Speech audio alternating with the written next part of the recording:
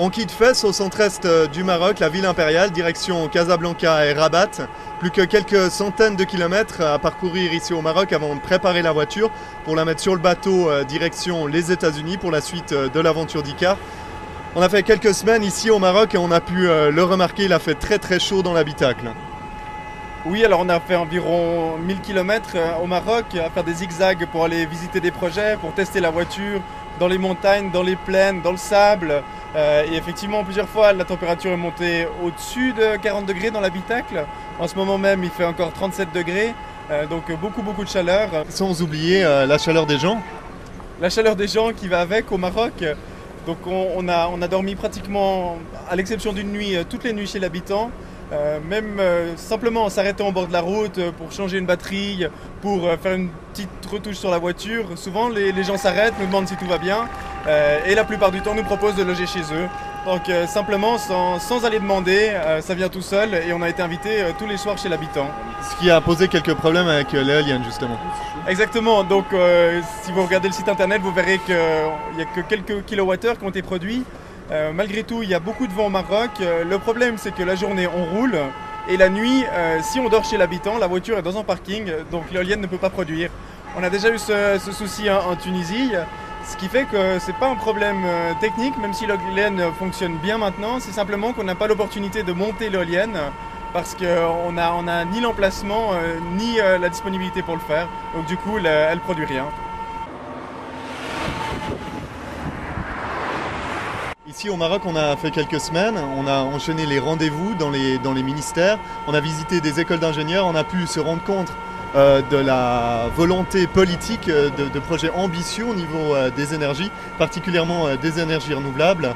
Oui, il y a plusieurs très gros plans. On a eu la chance d'aller voir des plans qui ont déjà été réalisés. Le plan d'électrification rurale mis en œuvre principalement avec des kits solaires. Mais surtout à l'avenir, il y a un plan de 2000 MW solaire qui est en train de se développer, ainsi qu'un autre de 2000 MW éolien.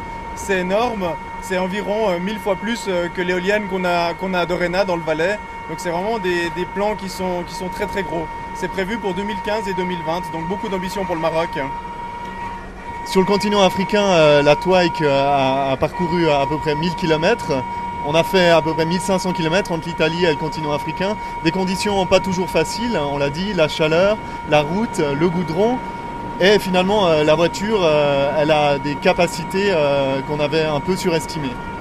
Oui, alors la voiture en termes techniques fonctionne bien. Par contre, au niveau énergétique, nos scénarios étaient peut-être un peu optimistes. On a été tester la voiture dans les montagnes, en altitude, sur des routes en terre, sur des routes en sable, dans des températures extrêmes.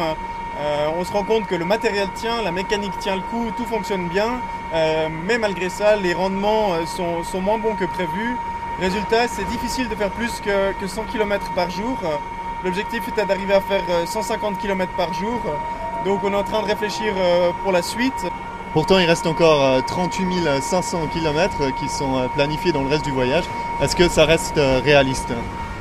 Ça va être difficile, c'est possible, réaliste je ne sais pas, parce que le but du projet, donc c'est un projet technique mais aussi de communication, donc le but c'est également de faire des reportages et on a pu s'en rendre compte au Maroc pour aller rencontrer le ministère de l'Environnement, rencontrer une école d'ingénieurs, monter les reportages, ça prend du temps, donc on ne peut pas rouler tous les jours, donc on roule à peu près 50% des journées.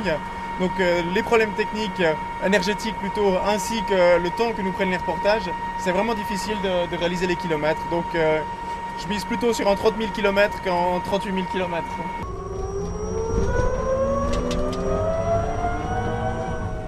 Donc on l'a dit, on se dirige actuellement en direction de Rabat-Casablanca. On est sur la route depuis Fès.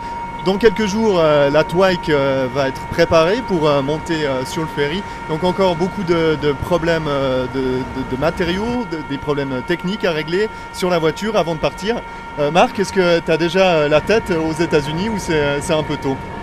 Alors pas encore parce qu'il y a beaucoup de problèmes logistiques à régler. Ce sera le premier transport en ferry, donc le conteneur, les factures, l'administration, tout ce qu'il y a à mettre en place. Mais malgré tout, on commence à préparer nos contacts aux États-Unis. La première étape sera à partir de New York, direction le nord. On va aller jusqu'à Détroit en passant par Boston. Donc on commence à y réfléchir un peu. Mais aujourd'hui, on vit encore les derniers instants au Maroc. On a encore quelques petites rencontres de prévues et on veut finir ça en beauté avant de penser à la suite. Et justement, les derniers instants au Maroc, on va en profiter maintenant.